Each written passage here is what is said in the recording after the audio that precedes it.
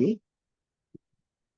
So I guess we're all good. So maraming salamat for joining us, all 500 plus of you, on a Saturday morning for us to learn about research. And for today, for our recap session, we will be discussing how to conduct a cross-sectional study and use EpiInfo as the preferred statistical tool for your cross-sectional studies. As an outline, we will be discussing today, number one, to define what cross-sectional studies are, as well as discuss their purpose, the advantages, and their limitations.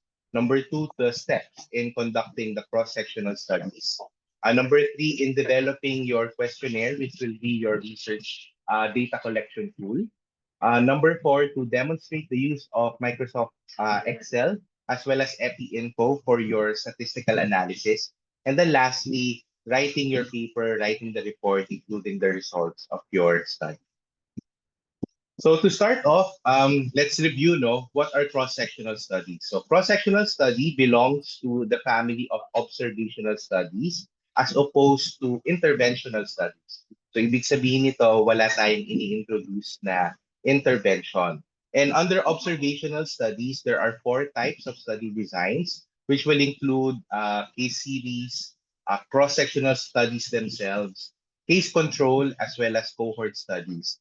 And among the four, particularly for family and community medicine practice, the most frequently used is still the cross-sectional study for a variety of reasons. Pero I myself, during my residency, I also developed and published a cross-sectional study because it was very practical and it was very relevant during that time. So diving deeper into cross-sectional study, the methodology is very straightforward. We start off, of course, with recruiting our participants or our subjects through random selection, preferably. But we'll be discussing later kung ano yung mga pros and cons, and if we can use non-random sampling methods. After selecting your population, we then gather the data, making use of a research tool. This time, the most commonly used would be a questionnaire for us to collect the data, which we will of course analyze, and then we're going to now publish the results, make sense out of the data that we have collected. Now, the main point or something that you must really remember in cross-sectional study is that in a cross-sectional study, you are getting a snapshot at a single period or point in time. So ibig sabihin nun, if we have a timeline from the past to the future, we're really just getting data from a single point in time. Ibig sabihin, if we do that, what we can only do is for us to determine the frequency or the level of a particular attribute, meaning a risk factor, the disease, or any other health-related event in a defined population. Again, the key phrase would be at a particular point in time. And this can be done, again, making use of survey questionnaires as your primary research tool, or it can also be analysis of an existing data as a secondary source of your research data.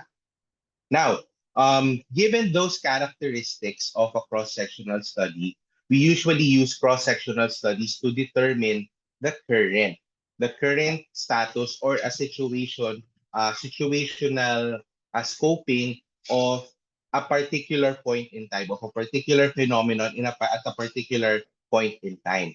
And pag sinabi nating particular phenomenon at a single point in time for a defined population, most of the time we're talking about prevalence. So the message here is we use cross-sectional studies, preferably if we want to use or if we want to measure prevalence. So what again is prevalence?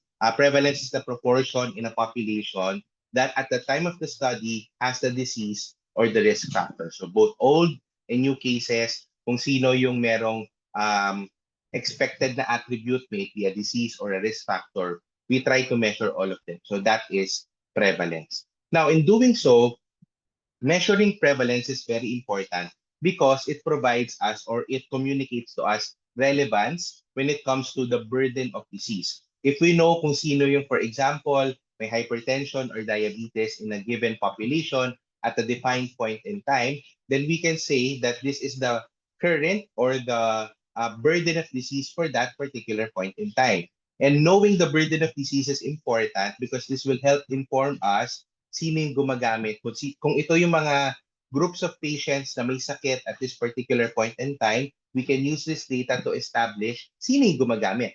So healthcare utilization, services being used by those burdened by the disease. And in doing so, this also informs us if ito yung mga may sakit, ito yung paggamit nila, or this is their healthcare utilization, then we can use that as a projection for us to allocate our health resources.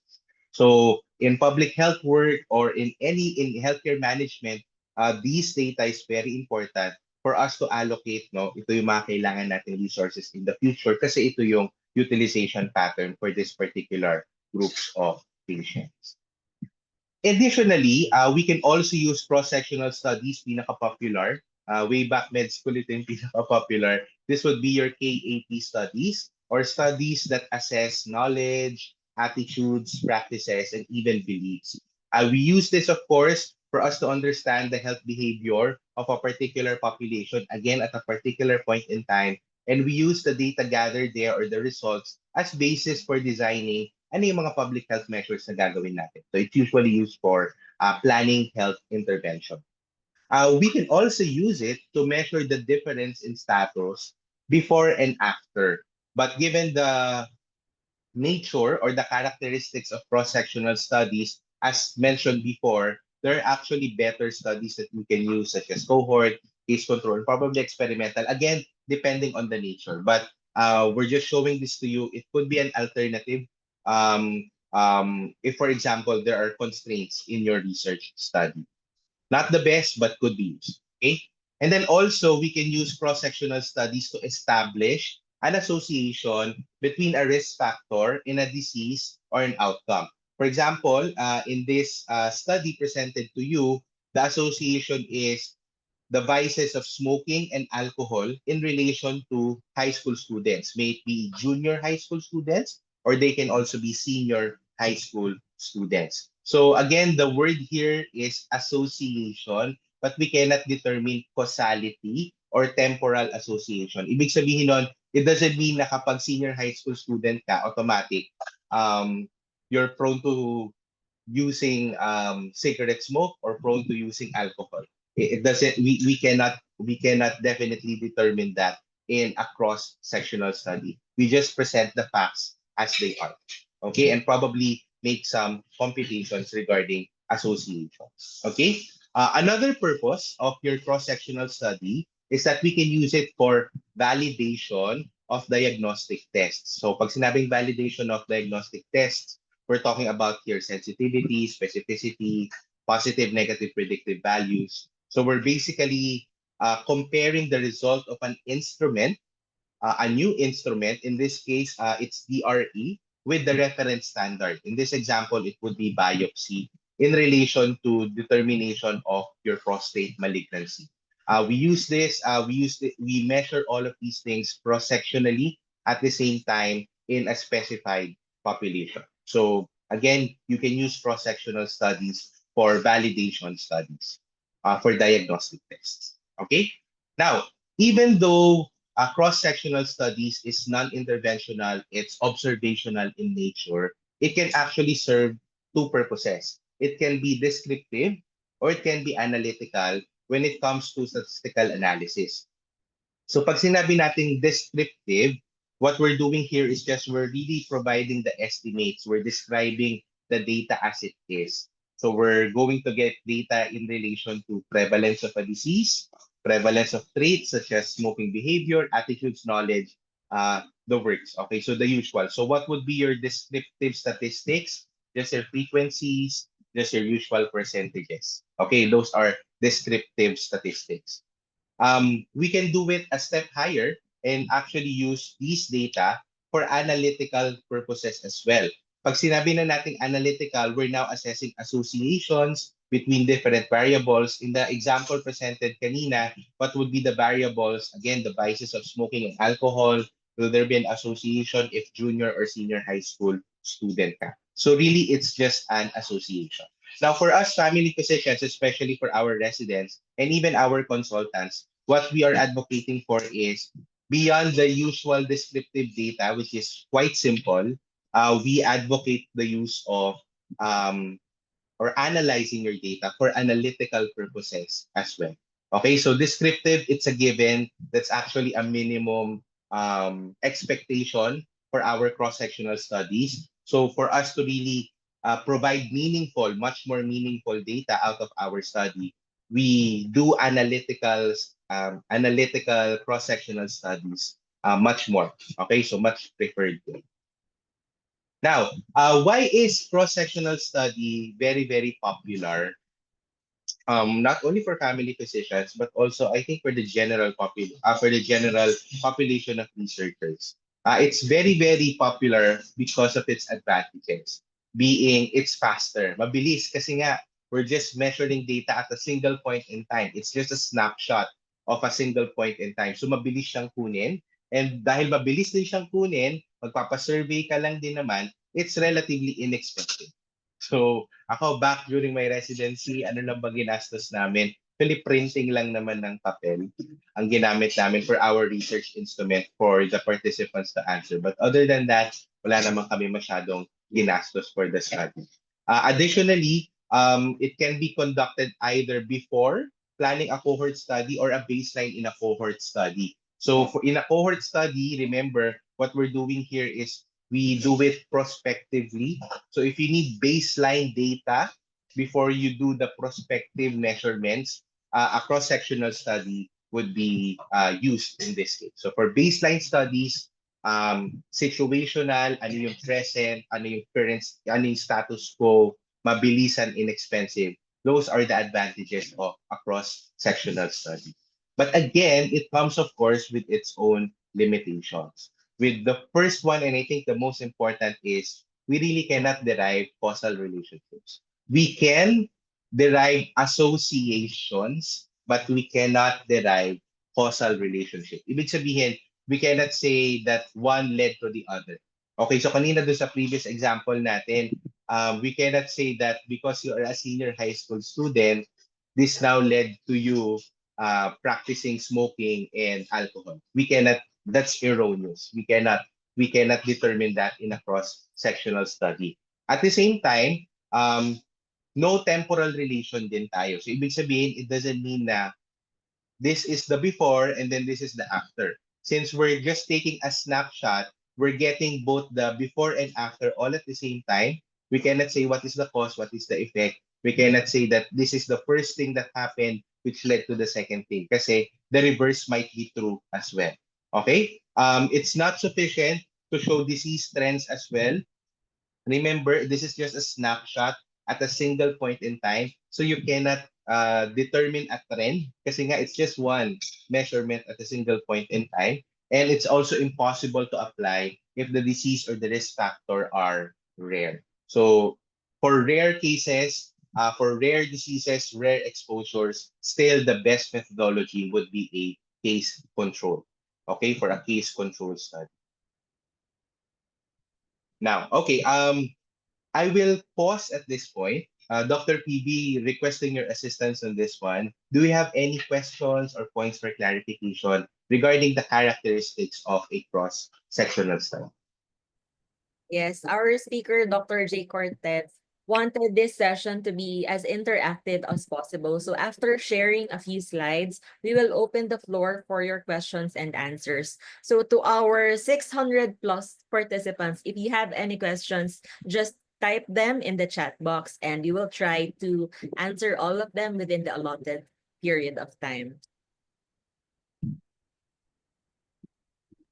I'm guessing no questions so far. I hope that means everything's clear. Very clear. Okay. We'll proceed then with the next section of the presentation. And this time will now be the steps in conducting a cross-sectional study. Very important for our residents kasi ito na talaga yung susundan natin as you publish your research. So the step one is for, of course, to establish the purpose or your general objective for the study. Step two would be to develop your specific objectives. Step three for your hypothesis, and that also includes you doing your dummy tables. Step 4, to define the population. Step 5, to develop the data collection method or tool. Step 6 would be the actual data collection.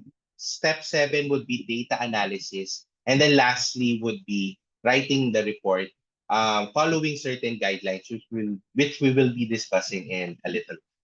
So deep dive tayo into the steps. Step 1 again is to establish the purpose or your objective of the study. So before you pursue any other study, not just limited to cross-sectional studies, you need to ask yourself the following questions. What do I want to know? Okay, ano ba yung kailangan kong malaman? Ano ba yung gusto kong malaman? Why am I conducting this study? Okay, and why do I need to know it? What's the relevance, what the significance of doing this study in the first place? Practical lang tayo, mahirap gumawa ng research. So these things has to be clear. Why do you need to know them? And what do you need to know? Okay, ano yung magiging contribution natin to the wealth of knowledge in science? What will happen as a result of this study? What will be the impact or the contribution to science? And can I get the information from existing sources instead of conducting a survey? So ask yourself, baka naman may existing secondary data na tayo.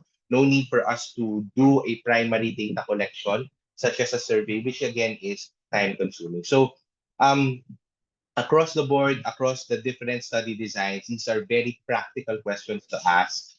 It has to be clear at the very beginning, what is it that you want to do, and if the research that you would want to pursue, how is it significant, how is it relevant, how will this impact, okay, how will this impact society as a whole. So pinaka-importante lang naman, step 1 palagi, we're trying to determine our research topic, our research question, mga finer criteria. Diba? Is it feasible? Is it interesting? Is it novel? Is it ethical? And is it relevant? Okay, things to ask yourself. Okay?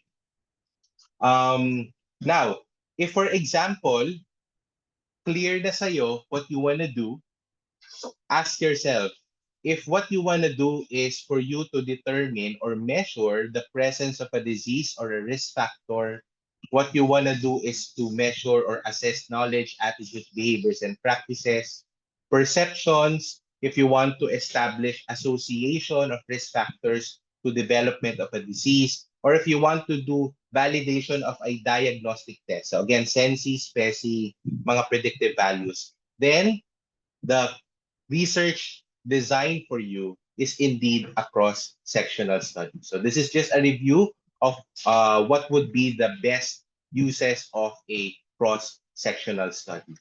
Now that we have committed to this research topic in question and committed na tayo na yes, it's clear to our heads it's going to be a cross-sectional study, now it's time for you to develop your general and specific objective.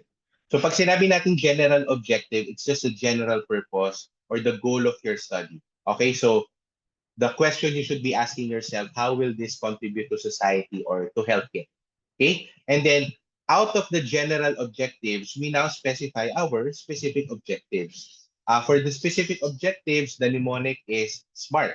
Diba? SMART criteria. It has to be specific, it has to be measurable, has to be attainable, has to be relevant, and it has to be time-bound. All of these 5 very important characteristics of specific objectives. But for me, pinaka-important would be has to be specific and it has to be measurable. Okay, so remember, this is a research. We need to measure things. So it has to be measurable. It has to be clear to us what is it that we want to measure. Okay, now when you have developed already your objectives, no, these are the things that I want to measure or I want to assess. Then, of course, based on our literature review or based on our own observations and experiences, we now develop what would be our hypothesis. Okay? What will be our hypothesis? So, ibig sabihin, if for example, you want again to assess the prevalence of smoking and alcohol use nga among high school students, then what would be your hypothesis? What percentage, what prevalence are you looking at based on literature, based on observation, or based on your experience? And for you to have a clearer picture of your hypothesis, you now have a tentative answer to your question. in preparation for data analysis, it's best practice that you also develop now your dummy tables. Okay? So out of your hypothesis, you now develop your dummy tables. You are preparing now for data collection. So always the end in mind tayo. Okay? Best practice na meron na tayong dummy tables as early as the hypothesis stage. Bakit? Kasi if gagawin pa natin siya by the time that we're collecting the data or by the time na ginagawa natin yung research tool, then bias na tayo. Kumbaga hindi na evidence-based, wala nang basihan yung ginagawa natin. Always end in mind tayo. Okay? So this will help us focus what you need to know and what you need to collect. Kasi there are times na if you don't do your dummy tables early, you want to collect data, as many data as you can. Pero upon review, do you really require all of these data? Are these data necessary to be collected para masagot yung mga objectives natin? Probably not. So, dapat importante, end in mind kagad, goal in mind kagad. Ano yung mga data na i-collect natin? Now, after you have all of these information with you, importante kapag nakita nyo na doon sa dummy table ninyo na, kailangan ko palang i-collect yung number of students, for example, ng senior high school or junior high school. Kailangan ko i-assess sino sa kanila yung nanigarilyo or sino sa kanila yung uminom ng alak. Then you will also now at the back of your hand know na, for me to gather all of these data, I need to have the sampling frame. Pag sinabing sampling frame, in the example presented earlier, kailangan buong listahan ng mga senior and high school students in the school that I am assessing. So basically, it's the full list of the entire population. We need to, of course, compute gaano karaming sample size yung kailangan ko for me to fill in all of these data and what would be my preferred method of sampling. Okay, so going back or presenting now to you a different example or a different example of a study. Presented here would be a study on the herbal use or the use of herbal medicine in family practice. And the objectives of the study is for us to determine the prevalence of herbal medicine use in family practice. So prevalence, this is descriptive statistics. And number two, determine the difference in herbal medicine use among hospital and clinic-based family physicians. So difference, association, this would be analytical. Okay? So if, for example, the first objective, you want to know prevalence, descriptive statistics po tayo. So presented on your left would be the dummy table. So descriptive statistics would include percentages, frequency, mean, the standard deviation, and ito yung mga parameters na kailangan natin i-assess doon sa population natin. Could be the mean age, the sex, the practice, the herbal prescription, is it regular or seldom? Okay, so very straightforward naman, the characteristics. So you might be asking, how would I determine na ito yung mga characteristics that I want to assess or that I want to measure? That's where your literature review will come in. Okay, even a step further, after literature review, you want to synthesize all of the data that you've gathered. You now have a wealth of information informing you na ito yung mga factors that we need to measure for us to ascertain itong mini-measure natin. Then you can actually synthesize it into a framework that you can use. And that will help inform all of the data that you will be collecting. Okay, now for the specific objective number 2, we're talking about difference, we're talking about association. So analytical statistics, your dummy table would look something like the one below, which is herbal prescriber, non-prescriber, and then clinic-based, hospital-based. Okay, and then so it's just a 2x2 dummy table. We want to see kung ano yung herbal medication use kapag clinic-based yung family physician compared to a hospital-based family physician. Okay, we will be using the same example until the end of this session. So watch out lang tayo how all of these will look like as we do our data collection and statistical analysis. Now, once it's clear to us already na these are the data that we will be assessing, the next step is now for us to define the population, which is a very important issue in cross-sectional studies.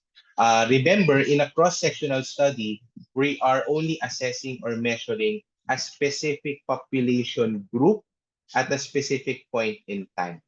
Okay? And very important yung mga information na yon because cross-sectional studies are very prone to selection bias. Okay? So, what do we mean by selection bias? So, for example, in the diagram here, the entire population, and I'm referring back doon sa previous example natin, which is herbal medication use among family physicians. So, the entire population now would be family physicians. Family physicians probably here in the Philippines. That would be the large circle, the large clear circle that you're seeing here now. And for you to get the entire population, of course, your sampling frame would be the National Registry of all family physicians in the Philippines. Okay? But if, for example, you want to limit the population sa, kunyari here only in Metro Manila, then you only need to get the sampling frame or the National Registry for family physicians in Metro Manila. Okay, so that's the bigger circle.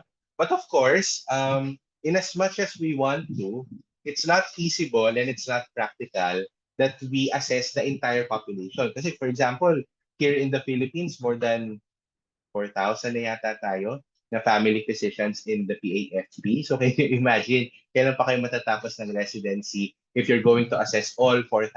And it's not realistic kasi not everyone will participate in your study. Remember, there's still the issues of consent, the issues na baka hindi nila matapos yung survey or yung questionnaire. So it's really not realistic. Now, for it to be realistic, we need to select a subset of that entire population. But at the same time, it has to be representative of the entire population. And this is where selection bias comes in.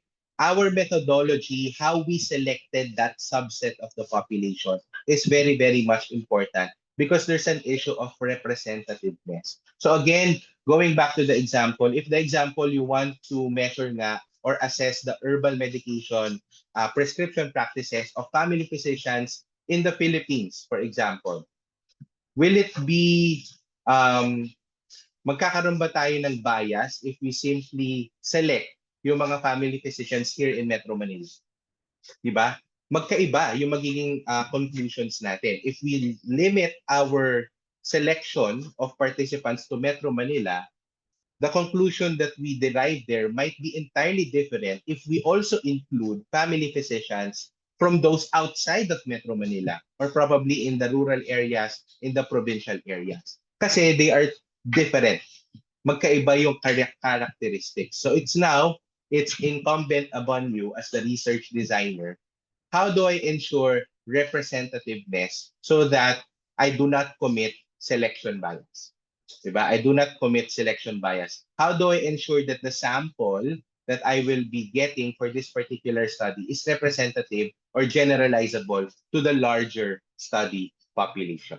Okay, and there are a few things that you want to consider in doing that.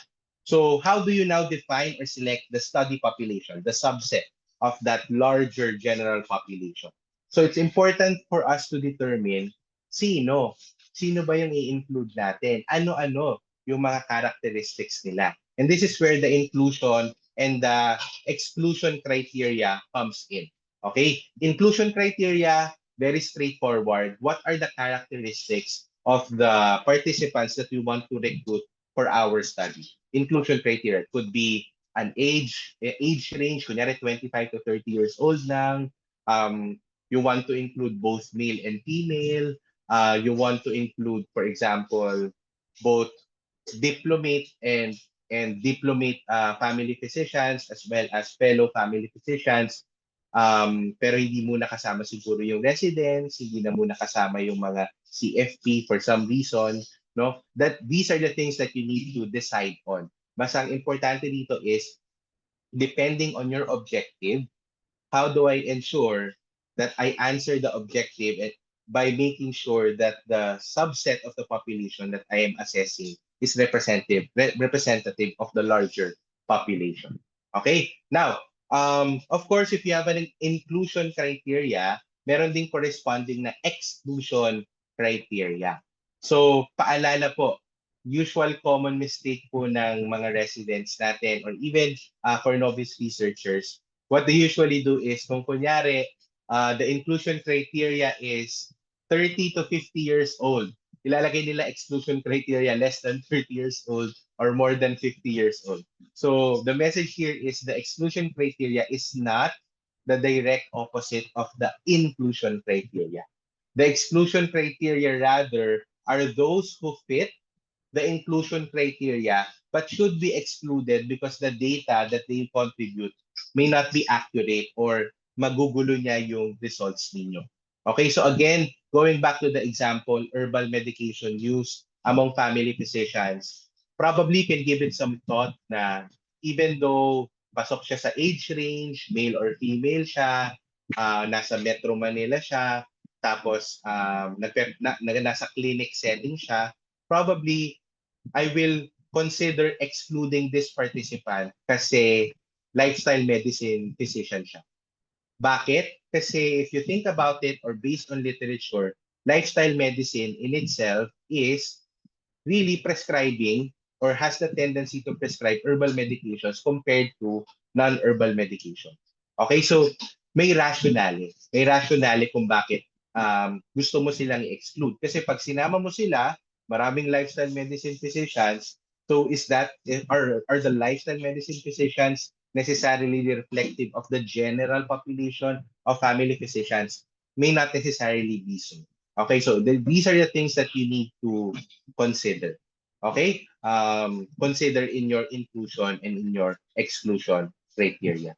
Now, in addition to inclusion exclusion criteria, you also need to determine saan, no, in a defined population, in a defined geographic region, and also kailan, ano yung period, di ba? Pinaka-importante nga in a cross-sectional study, at a period in time. So will the period in time just be today, for example? Ngayon lang ako magsa-survey lahat ito? Or do I also consider a time period? So kung kunyari from January 2024 until present. Okay, so you get to choose that as the researcher, but you also have to rationalize one. Okay, and then lastly, how you should select your study population. How will you be recruiting them? Again, as with any research naman, how we should be recruiting them preferably should be random sampling. Pero if, for example, there are exigencies or merong constraints at hindi natin magagawa ang random sampling, then you have to justify again. Okay, so presented here is an example. So the inclusion criteria, for example, is patients consulting for hypertension at a FAMMed clinic at PGH between January 1 to December 31, 1998. And they will be included based on the following criteria: 25 to 55, an SBP of more than 140, DBP of 90, and no history of MI, infarction, or stroke. And as you can see here, the exclusion criteria is not the direct opposite. They are actually a different set of criteria na gusto mong i-exclude, no, among those included. So for example, the participant is included, pasok siya sa inclusion criteria, pero may psychological or mental health problem. I-exclude natin siya. Bakit? Bakit natin sila exclude? Kasi ang methodology ko is survey. No, magpapa-survey ako sa kanila. Baka they may not be in that proper state to actually answer your survey. Or they may have medications which will affect your blood pressure. Okay? Or it could be those patients na pasok sa inclusion criteria pero may history of allergy or may adverse reaction to any of the commonly prescribed antihypertensive. So it's no longer representative of what you want to do. Diba? Kasi kung allergic sila, hindi sila gagamit ng gamot, it will not be able to answer your research objective. Okay? Now, again, just to pin on the very important point, again, selection bias, it's a very big issue in cross-sectional studies. Just to review on some of the things and put some terminologies on this one, we want to ensure that we want to ensure that the subset of the population that we are recruiting for the study, the results that they will be providing us would be accurate. Ibig sabihin, because of their inherent characteristics and how they will provide the data to us, will the data that we will be gathering accurate? Is it the true value? Okay, so again, question dyan of representativeness as well as the reliability on how you will be collecting the data. And then of course, also precision. Precision naman po would be calculated from the several samples. So we're talking about confidence interval. So it really depends now on the size of the sample. Kaya importante rin later, we will be talking about sample size. Kasi if your sample size is very, very small, your confidence interval might be very, very wide. Okay? Pero if, for example, we want naman na we have a larger sample size, then we're narrowing the confidence interval. We're much more confident that our data is very, very precise. So again, to avoid such biases, to avoid selection bias, sample size computation, random selection, representativeness of the sample that you will be recruiting, as well as how you're going to collect the data, very much important to avoid all of these pitfalls or biases. Now, talking about sample size, how do we now compute the sample size? Okay, how do we now compute the sample size? So going back to your to the example of a resident wanting to study herbal medicine use among members of the PAFP chapter where he or she belongs in the province, and nakita niya in the last QA committee activity based on review of medical records, the herbal medication prescription for patients with acute bronchitis is 20%. So ito yung mga data that you have. These are the data, ito yung experience mo. Ito yung reason why you're studying the or why you're studying starting the research. So how do you now compute the sample size? So we highly recommend that you use EpiInfo. So you download EpiInfo for Windows, and then when you click on EpiInfo, ito po yung bubungad sa inyo. Now, out of this menu, what you're going to click if you want to compute for the sample size would be StatCalc. After clicking on StatCalc, meron pong panibagong menu. If we want to answer yung objective natin kanina, which is descriptive, no? Descriptive study, we want to measure the prevalence of herbal medication prescription among family physicians. We're going to click on population survey. And then from the population survey, bubungad po sa inyo itong data entry na form. Blanco po ito sa simula, ipa-plug in nyo po yung value. So for example, based po on your sampling frame, you have a total population size of 300. And as mentioned a while ago, the expected frequency based on records, kanina lumabas 20%. So we plug in the 20% here. The acceptable margin of error, the design effect, and the clusters, all of these are default, no? Not unless you have a very nuanced study. Pero by default, if you just want to do simple random, no? Ang default na pina-plug in na values would be an acceptable margin of error 5%, a design effect of 1.0, and the number of clusters would be 1.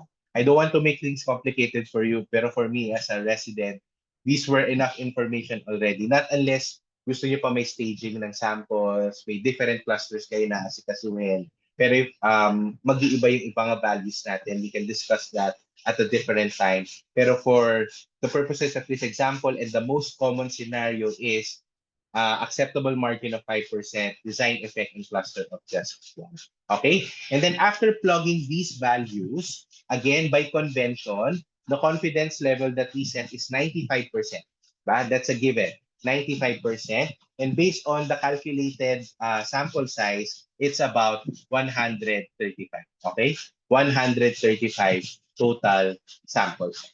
So the answer to your question, gaano karami yung participants na dapat nating makuha for this study, the answer here is out of the 300, 135 po yung kailangan po natin.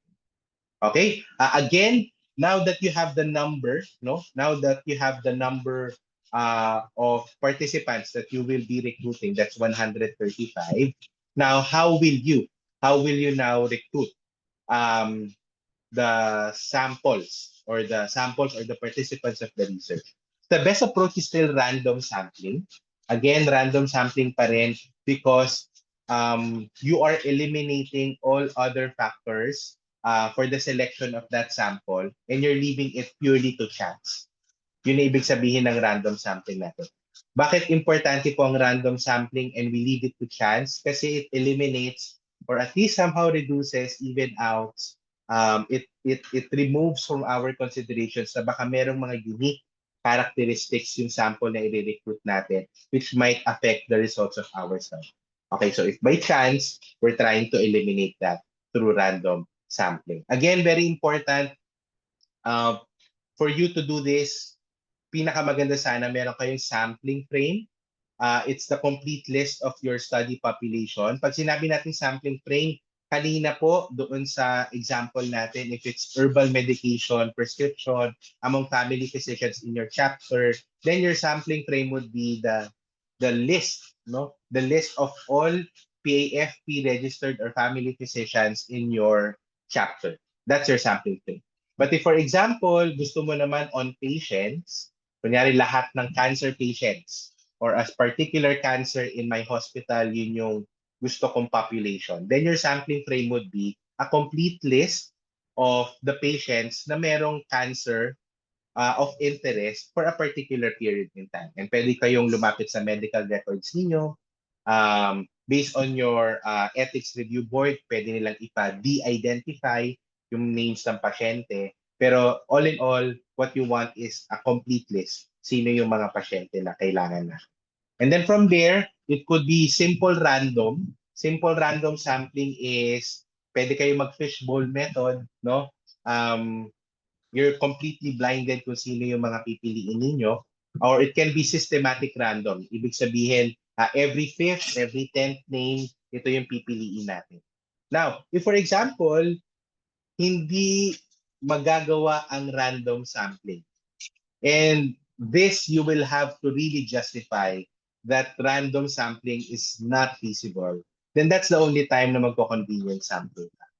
So kunyari, wala talagang, ako as a resident, ang naging rule of thumb is aim for random sampling. If for example, you did your random sampling, nagde-data collection na, wala talaga, hindi mo ma-achieve yung total population na kailangan mo, at tapos nag-reassess ka na bakit wala kayong nare-recruit, na-exhaust yun na talaga lahat ng efforts nyo to do random sampling, then that's the only time that you consider convenience sampling. Okay, yun yung rule of thumb. But of course, there are other reasons. For as long as you can justify why you're doing a non-random or convenience sampling, then why? Okay, now, how do we now do random sampling? So again, I'm referring here to the example na herbal medication used among family physicians in your chapter. You can, and you have identified that your target sample size is 135. Okay, so now that you have the sampling frame, paano ko pipiliin out of the sampling frame yung 135 na yun? So I make use of Excel. In Excel, you click on data doon sa menu ribbon, and doon sa data, you need to click on data analysis. Now in Excel, available ito, pero data analysis is not necessarily automatically activated. So once you click on data analysis, you go now to file, and then from file, options. After po ng options, add in. After po ng add in, click on analysis tool pack. And then from there, ma-activate nyo na po itong go back to data analysis, and then ma-activate nyo na po itong random number generation. Okay, random number generation. When you click on random number generation, you place here the number of variables, which is just 1. And then the number of random numbers would be your computed sample size of 135. Uniform distribution, between 1 to 300. Saan po galing yung 300? Sa sampling frame mo, the total population is 300. I hope you can still remember and you can still follow. So ito yung total population ninyo, and then random seed of 1. And then from there, lalabas na siya. Lalabas na yung mga random numbers that you need. Ano po ibig sabihin yan? So again, you have a sampling frame. The total number of family physicians in your chapter is, for example, 300 at naka-number sila from 1 to 300. You need 135 samples. So sino mga pipiliin mo? Ang pipiliin mo here is si number 143, si number 48, si number 152, si number 220. Okay? So, and as you can see here, the number of rows is 135. So you will end up with 135 random numbers, 135 randomly selected family physicians from your chat. Okay? I hope that's clear. At this point, I'll pause muna. Doc Phoebe, I can see here may mga questions yung participants natin. Probably we can go through some of them.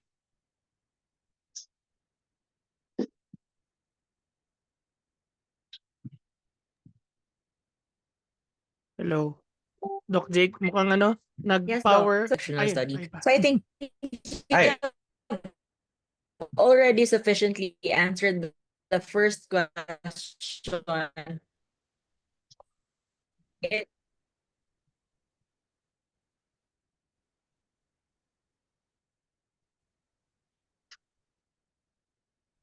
on how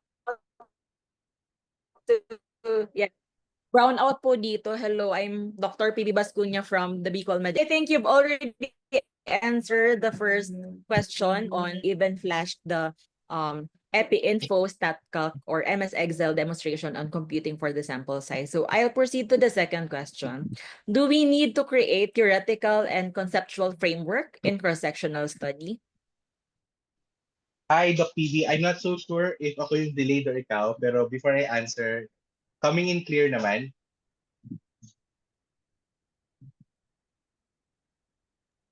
Doc Jake, okay yung sa'yo.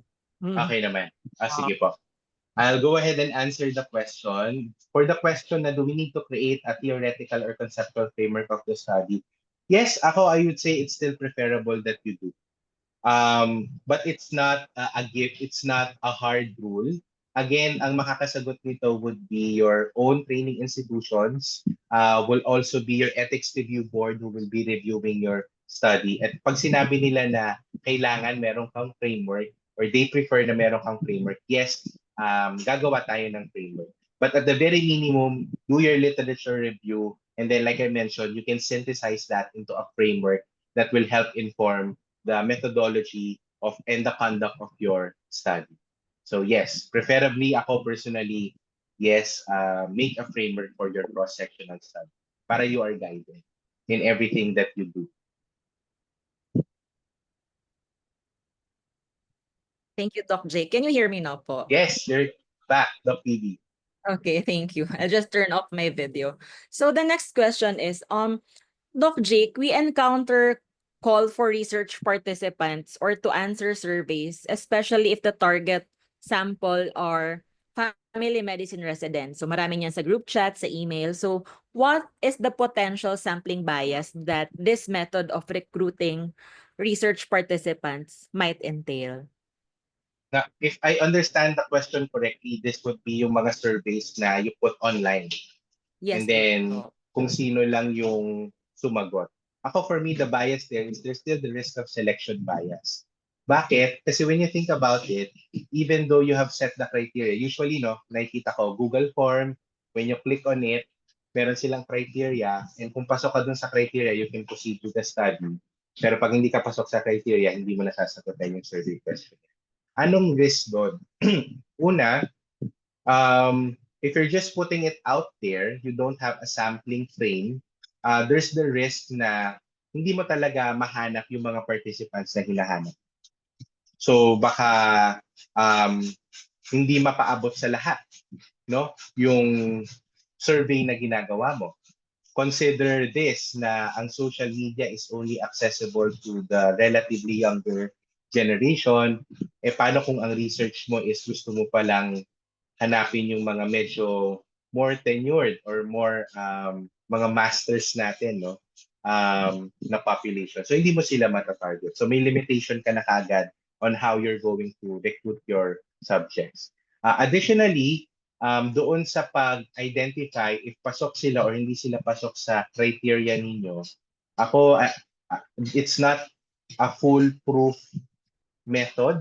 Kasi what if, for example, hindi niya binasa yung inclusion criteria mo at sinabi niya lang, yes, I want to proceed with the study. So hindi na kaagad siya pasok sa criteria mo. So madudumihan na kaagad yung data mo. As opposed to if you're really doing it na ikaw yung nag-administer, you have a sampling frame, anong tawag dito? If you're doing it, you have your sampling frame, you can ensure for yourself na pasok talaga itong participant na nire-recruit mo doon sa criteria that you have set for your research. And then later, papakita rin natin, usually yung mga ganitong surveys that you post online or in social media, usually hindi nila natatapos yung survey, lalo na pag sobrang haba ng survey natin. So merong failure rate, may attrition talaga tayo, hindi nako-complete yung survey or pwedeng mali-mali yung survey natin. So mamaya i-recommend natin na dapat around 60 to 80% response rate tayo for this. And then also another risk would be, what if during the conduct of the survey, dahil nga it's online, you're just leaving the survey dun sa participant to answer, baka walang opportunity for the participant to clarify with you if merong mga, kunyari, malabo, hindi ko naintindihan tong question na to, tama ba yung pagsagot ko dito? So, accuracy of the data that you will be getting, the reliability of the process in administering the survey might be in question. So, yun yung mga, for me, mga risks that you have to think about. Now, I'm not saying that there's no value in online or in social media survey. Okay? Kasi it's really very practical. That's the thing, that's the new thing now, no? Napaka-practical kasi talaga niya, very pragmatic approach. Pero as a researcher, you have to think about all of these potential risks, and for you to avoid committing selection bias, meron kayo dapat mga mitigating efforts that should be put in place to address all of those risks that you have identified. So thank you, Sir Jake. I think the next question pertains to exclusion criteria. Because earlier you mentioned an example on excluding those with mental health problems. So the question is, paano daw po pag sa pediatric population, ang mag-answer po ay yung caregiver? Do we need to be more specific if the mental health problems are diagnosed? Ako ang sagot dyan, it depends on the nature of your research. So ang makakasagot dyan would be the researchers themselves. So if, for example, based on your literature or based on your expertise or experience or observation, this particular characteristic of having a mental health problem will affect, no, the data that you will be collecting, as well as it's a significant or unique characteristic of that particular subset of the population. If you feel it's significant, then I suggest ilagay nyo siya sa exclusion criteria and be as specific as possible. Pero if, for example, hindi naman, no? So think twice, kailangan ba talaga natin to sa exclusion criteria? Pwede na bang ganito lang kababaw na exclusion criteria? So again, it really depends on the nature of your research. Yeah, if there's no clear rule on this, it really depends on the nature of the research itself. Thank you, Sir Jake. So we have a lot of questions, but let me entertain one more. And at the end of the session, we'll try to go back to the other questions. So the last question is, Doc, can we add 20% to our sample size at the start of our computation as a safety net for any sample losses? So that's a good question. Yes, the answer to that is, by convention, as a default, ang turo din sa amin is yes, we add a buffer of 20% to the computed sample size just to take into account the possibility na baka nga hindi matapos yung survey or mali yung pagkakasagot sa survey. We remove it from the data collected. We still meet the minimum number sample size of, for example, kanina 130. So yes, the answer is yes. Pwede tayo maglagay ng buffer of 20%. So thank you, Doc Jake. Iipunin po natin lahat ng mga sagot nyo. And thank you again to our 700 plus participants. Dami na. very active Okay. engagement. Thank you so much, Dr. PB. Sige po, we will definitely get back to the remaining questions. But please keep them coming. Sagutin natin siya in a little while. Just to proceed with step 5 in conducting cross-sectional studies, we now need to develop the data collection method or the data collection tool. Okay? So for example, magki-KAP tayo, then the best tool for that would be a survey questionnaire. Okay? We make use of a research tool for us to standardize how we collect the data. Diba? How we collect the data from our participants. Ibig sabihin, pare-pareho yung pamamaraan natin, pare-pareho yung mga tanong na tinatanong natin, pare-pareho din yung pagtatanong natin sa mga participants natin. And it can be through face-to-face, telephone, email, web-based. Again, depende on the nature of your research. And this is where you come in as a researcher. If, for example, your target population, tulad ng sinabi ko kanina, is the younger generation,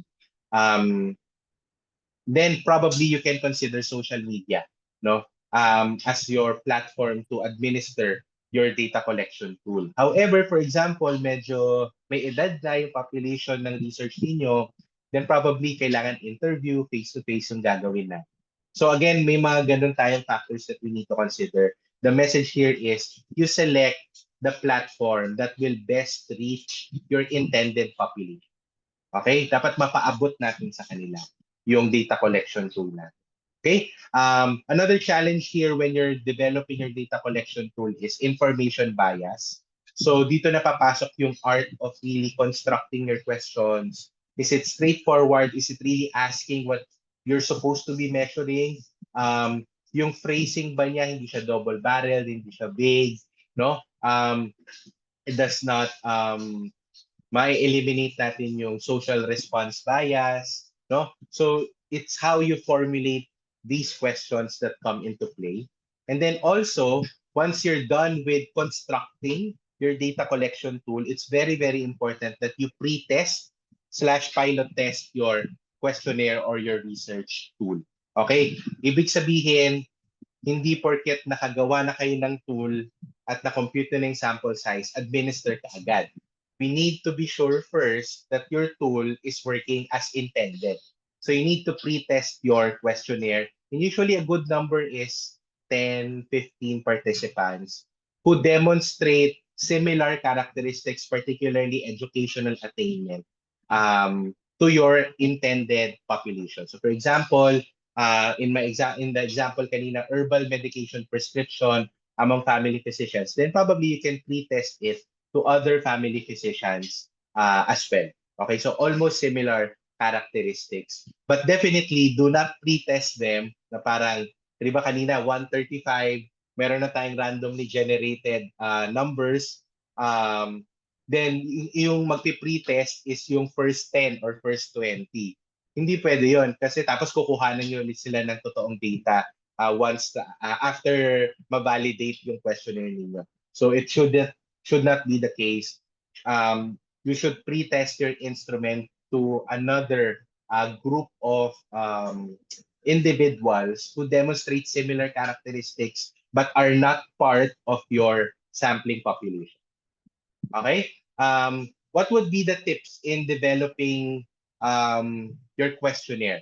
So first of all, the title. Dapat may title yung questionnaire natin. Very simple instructions, no? Use plain language, use the dialect, no, na mas maiintindihan ng population ninyo, and be direct. Be very brief. Yung iba nagsasabi, kung pwede ngang maximum of 10, maximum na siguro 20 questions, that's a good number to focus on. Also focus on the need to know questions. So babalikan nyo dito yung objectives ninyo, babalikan ninyo yung hypothesis ninyo, dummy table. Ito bang mga tanong na ito, kailangan ba talagang tanongin ito para sa objective ng study ko? Baka yung iba kasi nakasanayan na lang natin ilagay sa survey pero hindi naman pala talaga importante. Minimize the nice to know information. Just like you, nobody wants to go through a very, very long survey questionnaire, di ba? So get straight to the point kaagad, mga need to know, direct tayo kaagad. Kaya nga nilalagay natin at the start, this will only take 3 to 5 minutes of your time. Kasi nobody wants a very, very long questionnaire. You start with non-threatening questions. The most important questions should be delivered at the first half of your questionnaire, preferably. Bakit? If you reserve the more important questions o yung mga questions that will address, no? Address your research objectives, nasa dulo na sila, anong tendency? Bored ka na, ang layon, ang haba-haba na ng survey, hindi ko na siya masasagutan accurately. So maganda sa first half. Make sure the answer choices correspond to the questions and balance the negative or the low answer questions with the positive or high choices na question. So hindi rin maganda na ang sagot palagi, no, no, no, no, no. Kasi hindi na nila papansinin yung mga susunod. Hindi na nila babasahin. Baka no, no, no na rin kahit yes. So it's really a balance on how you're going to do it. So please expect that you will have multiple iterations of your research questionnaire or your survey tool or your research tool. Don't get frustrated. Nobody gets a perfect tool the first time around. So always keep an open mind, no? Iterative tayo kaagad. Fail fast para ma-address natin kaagad yung kailangan natin baguhin. And again, once you have constructed your questionnaire, you pre-test again to a 10, 20 participants, and then based sa feedback nila, you do another iteration of the questionnaire, and then kung kunyari significant yung correction dun sa questionnaire ninyo, you can do another pre-test, and then kapag wala na silang angal or wala na silang feedback, malinis na yung survey natin, and that's the only time that you are now fully prepared to administer the said questionnaire to your target population. Okay? Now, in collecting the data, and now we're administering, no, the research tool, the survey tool. Kunyari ang napili ko is survey, no? Again, as mentioned a while ago, preferably pinakamaganda pa rin is face-to-face survey data.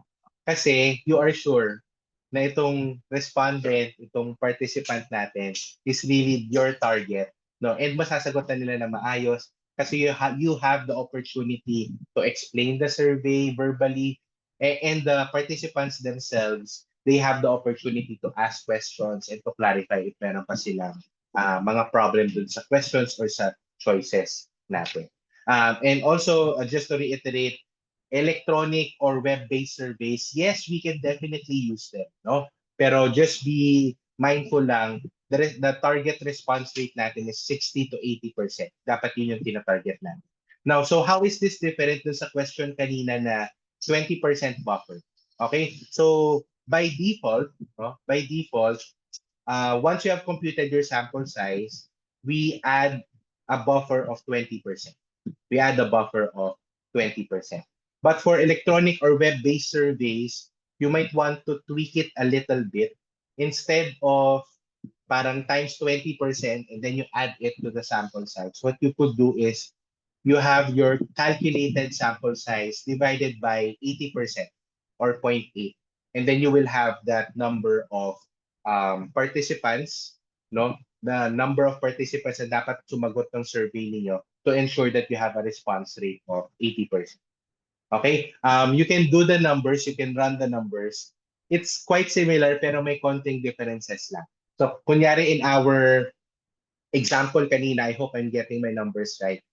If dun sa example ng herbal medication use among family physicians, your computed sample size is 135, and you intend to do face-to-face survey data, so you just add 20%. So that's around, I think, 161, something like that. However, if you're going to administer your survey electronically, and you do electronically, and you want to ensure a response rate of 80%, 135 divided by 80%, parang I think it's around 160, something like that. So may small differences, but since you're running the numbers, we have to be as precise and accurate with the numbers as well. Okay? So mga rule of thumb, mga practical considerations. Before we go to data analysis, do we have another set of questions, Doc TV? Yes, Doc Jake. There is a comment on that some residents may confuse pre-testing with validation of the instrument. So can you please highlight the difference between these two, or can pre-testing be equivalent to validating? Okay, sige. Let's set some operational definitions muna ha. By convention here in the Philippines, and I will be answering this question based on the convention here in the Philippines. Here in our country, pag sinabi nating validation, validation can be a research in itself. Kasi validation involves, kunyari validation would involve, kunyari you have a standard tool and you have translated it from English to Filipino. Now that you have created a new tool out of an existing tool, you now have to validate if the new tool that you have created is measuring exactly what the original tool was measuring. So dito na papasok yung mga kailangan i-forward translate, i-back translate mo siya, and then ipapa-review mo sa experts, papayag din ba yung mga experts na ito lang yung laman ng tool na ginawa mo. No, so a lot of different considerations. Is a very systematic, a very tedious process. Kaya it could be a research in itself. You're going to deal with content validity. So ibig sabihin, kompleto ba? For your given research question, ito ba lahat ng factors na you really want to measure? You're going to deal with construct validity. Ibig sabihin, are we really measuring the same parameters as the original tool? Construct validity can also be criterion validity. So we're going to compare the new and the previous one, or the gold standard. And then there's also face validity. Pag pinakita mo ba tong questionnaire na ito to your participants, will they understand it similar to the original? So something like that. So it's really a tedious process. It's actually, for me, a very complicated study. Medyo high level na yung validation. Validation studies. Okay, so that's validation. Now, what is pre-test? Pre-test here, specifically for cross-sectional studies, is just you trying to sample muna or i-test muna kung yung nagawa mong questionnaire, meron pa bang errors? Naiintindihan ba ng maayos ng participants? No, itong questionnaire na ginawa ko, para sure ako na kapag in-administer ko na siya doon sa intended target population ko talaga, makukuha ko yung data na kailangan. Maiintindihan nila na maayos. Okay? So yun yung difference ng validation compared to pretest. Okay? Now, baka may isa pang term na confusing, pilot testing. So kailangan po bang i-pilot test? Let's again make some operational definitions. In our context, pilot testing, pre-testing could be interchangeable. But for other researches kasi, pilot test means a small dry run of the entire study. Okay? Pero for cross-sectional, it's basically the same.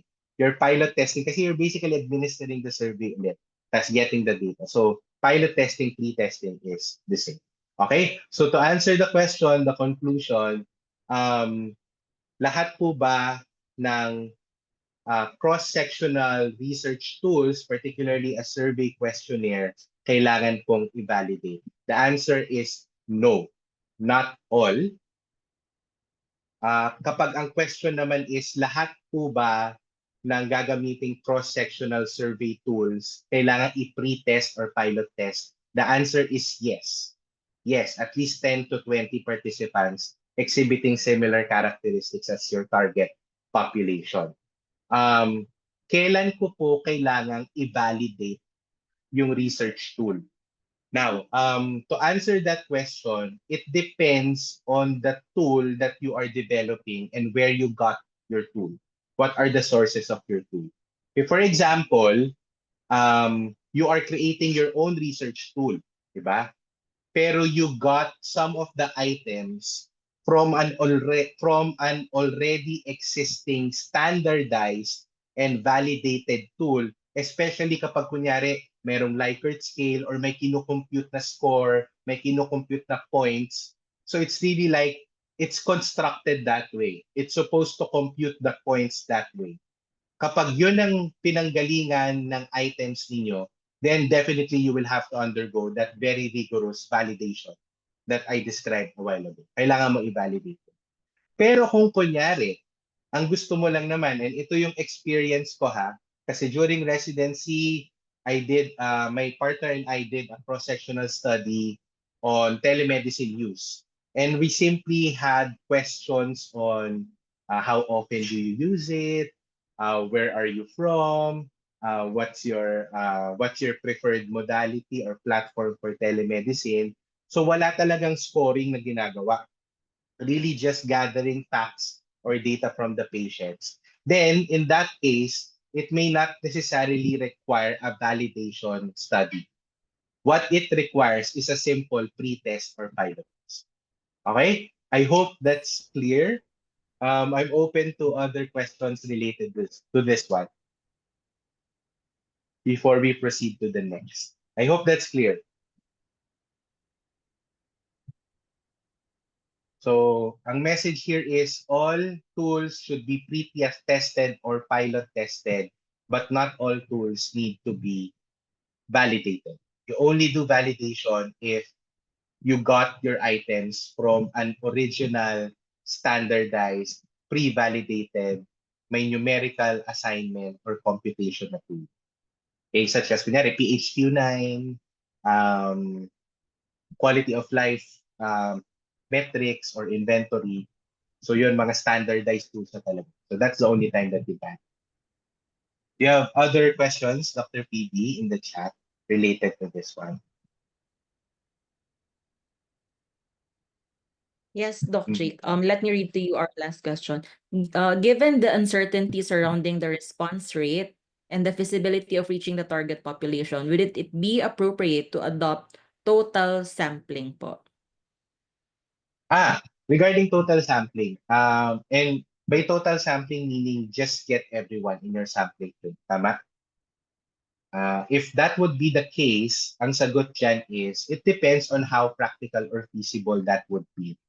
As a rule of thumb, if for example, you have a sampling frame of less than 100, and you have lots of time to gather data from all of those less than 100 participants, then you can most definitely do that. Ang suggestion ko, complete first for your sample size. Then if you want to do more, then you can definitely do more and probably even gather data from everyone doon sa sampling frame mo. Remember, the computed sample size is just the minimum number. However, if for example, your sampling frame is more than 100, or parang bukas na yung presentation, wala ka pang research then I would consider that you do the sampling size and then just get data from the computed sample size. So it depends. It's a practicality question and a statistical question.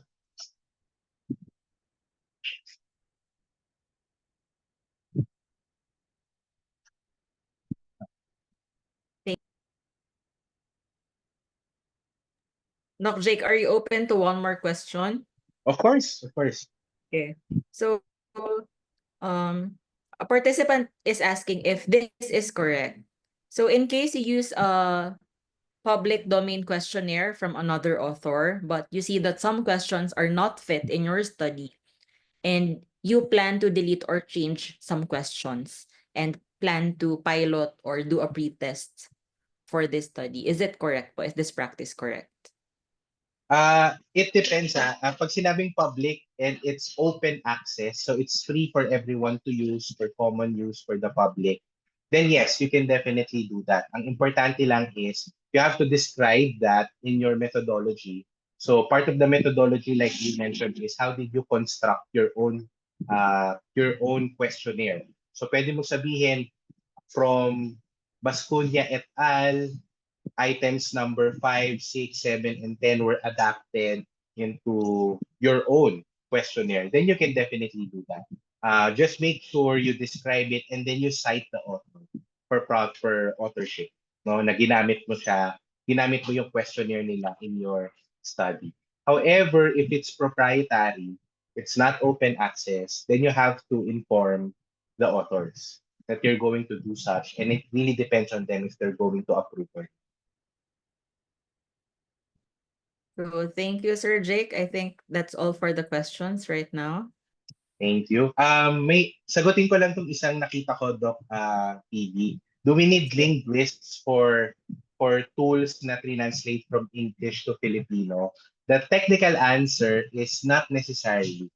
Not necessarily. For example, you have family physicians na bilingual and can confidently do the translation, back translation, and such. Then you can definitely proceed with that. However, ang palagi lang naman concern dito would be kung ano yung final say ng Ethics Review Committee. If the Ethics Review Committee prefers na kailangan may linguists, then you really have to do it. You really have to do it. So ako, suggestion ko, makipag-friends na kayo with your Ethics Review Committee, know what their preference is, and then do whatever is yung prefer ng Ethics Review. Kasi wala tayong magagawa pag sinabi ng Ethics Review. Okay? Sige. So now proceeding now with our steps in conducting cross-sectional study. Nag-gather na natin yung data. Now it's time to analyze the data. So again, it's a matter of, are they descriptive statistics or analytical statistics? Descriptive statistics can be as easy as counts or frequency, percentages, mean, and standard deviation. Pero analytical statistics, especially if you want to see the difference, association, then you compute for your odds ratio. No? So you have your 2x2 contingency table here. You have the risks, you have the outcome, and then it's a matter of computing for your odds ratio.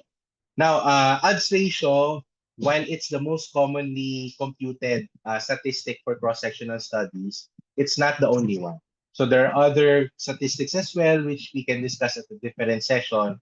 Pero merong chi-square, Fisher exact, Pearson, correlation, t-test, Mann-Whitney, as well as your diagnostic test validation computation, such as Sensi, Speci, and your predictive values. Okay, now, just to demonstrate how you can also use EpiInfo for your basic statistics. So the same example, herbal use prescription among members of a PAFP chapter, comparing hospital-based from a clinic-based.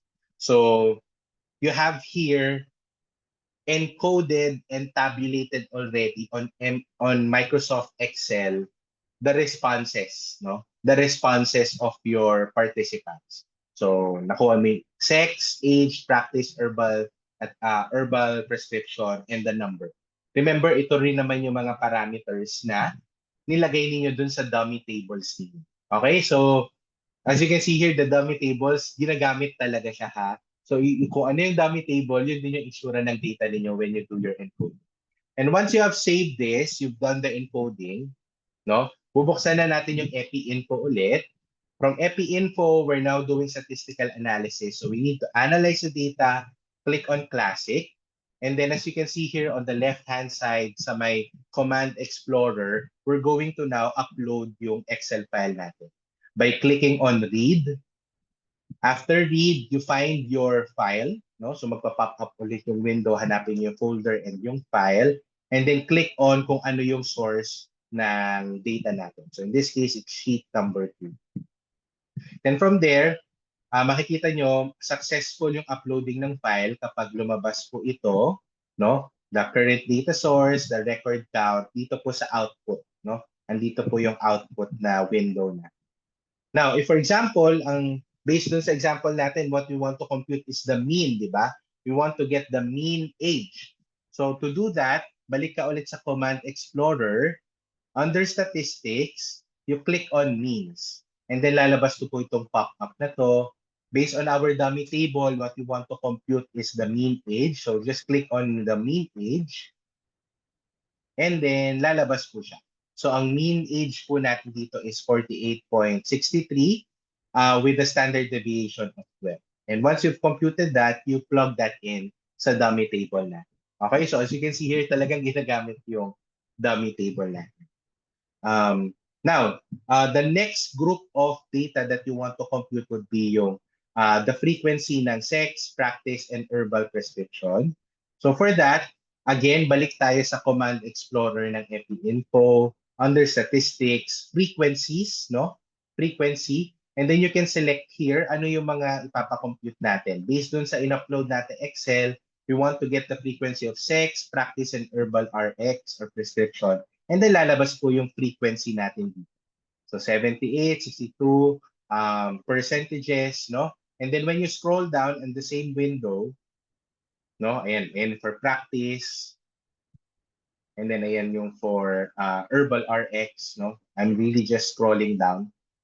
And then you plug it in sa dummy table natin. So nakasulat na dito yung frequency, nakasulat na po dito yung percent and yung standard deviation natin. Now, for your analytical statistics naman, punta tayo sa Command Explorer. Again, under statistics, tables naman po yung i-click natin. Then sa tables, ilalagay po natin ano yung exposure variable or yung risk factor. And then ano po yung outcome variable, yung outcome na mini-measure po natin. So very critical po ito. Huwag po natin pagpapalitin. Andito po sa may andito po sa axis na ito itong exposure variable, and then nandun naman sa kabilang axis yung outcome variable. Okay, this will matter. Mag-iiba yung computation kapag napagbaliktad mo. And once you click OK, ito po yung magiging table ninyo. And then out of the table, when you scroll down, mako-compute na po niya yung odds ratio po ninyo. No? Odds ratio of 5.33 with the following confidence intervals. And then you plug it in. No? Ito po yun. Ito yung results po natin, the counts, the percentages, and then you have an odds ratio of 5.33. Okay? Ano po ibig sabihin ng result na odds ratio of 5.33? So ibig sabihin lang po nun, those who are clinic-based are 5 times more likely prescribing herbal medications compared to those who are hospital-based. So that's simple yung odds ratio po natin. Okay? Sige, ituloy ko na lang din. Once you have completed all of those data, we're now going to now publish, no? Do your report. Your research report or your manuscript. And for your research report or manuscript, we won't be diving into the details, pero the guidelines to ensure the quality, completeness, accuracy of our report would be the Strobe guidelines. So you can download it for yourself, the latest version, Strobe guidelines. Pero basically, what does it contain? Number one, the title. The title should contain the population, your PIO, no? Population, no intervention, but the outcome. So kunyari, in this case, the prevalence of herbal medication use among family physicians. Tapos, colon, a cross-sectional study. So yun yung study design. Sa abstract natin, depende doon sa institution ninyo, pero usually mga 300 to 500 words, including the background, objectives, design, results, discussion, and conclusion. For the introduction, very important that you define the disease, the prognostic factors based on your literature search, differences of the local from any previous study, pre-specified hypothesis, and for international journals, they also include the objectives already in the introduction. Pero ako nung residency, the objectives is a separate section, so that's fine as well. Walang problema. And then for the rest of the report, it will just include your methodology, which will include your study design, subjects and setting, your questionnaire, the design and development of the questionnaire, describe the questionnaire, pre-testing, the computed sample size, and the statistical methodology. As you can see here, for a cross-sectional study, particularly sa methodology, anong pinaka-importante? How you develop your questionnaire or your research tool. That matters. Okay? Importante po yung pag-puts na. But also, tulad ng nabanggit natin to ensure na-accurate yung data natin, importante rin describe natin kung sino yung population natin and then ano yung computed sample size and how we're going to administer the said data, the said research tool. Then once you have administered, of course, you're now going to write the results. So of course, you have multiple tables, and then you need to have narrative data. you need to have paragraphs describing yung tables natin. So this is how it would look like for your results. Figure could be this one out of a database of patients of 300. Kunyari dun sa example natin, 300 family physicians. How many were invited? Ilan yung nag-decline? Out of those who were invited, ilan yung nag-respond? Ilan yung in-exclude based on your criteria until you end up with an analysis of your study. Of course, dapat dito sa analysis, preferably it should not be lower than your computed sample size. Okay. And then for table 1, usually it's really demographic data. So naka-describe po siya dito. And then for the rest of the tables, depende dun sa objectives, sa outcomes, and sa data that you have gotten. Okay? Dito na yung odds range. And then from there, you need to, of course, have a narrative describing this. Rule of thumb could be 1 or 2 paragraphs describing your data or your figures and your tables. Okay, so at this point, the narrative is just simply describing the data that you have collected. You do not need to interpret yet. You do the interpretation of the data doon sa next section, which will be on discussion. In discussion, you're now going to summarize your key results. Dapat pinaka-importante dito to guide the structure of your discussion. Dapat masagot niyo bawat study objective that you have set for your study. And then interpret. So now it's not just about describing the results, but you need to interpret, provide meaning. Bakit ito yung results ninyo? Ano yung implications sa family practice? How does it differ or does it concur with previous literature? No, or how is it any different? No, is it generalizable to the study population, or were there limitations? Merong potential bias, may scope and delimitation ba tayo dito? This is where your insights come in as a researcher to inform the data that you have collected. And then, of course, you end now with your conclusions and your recommendations.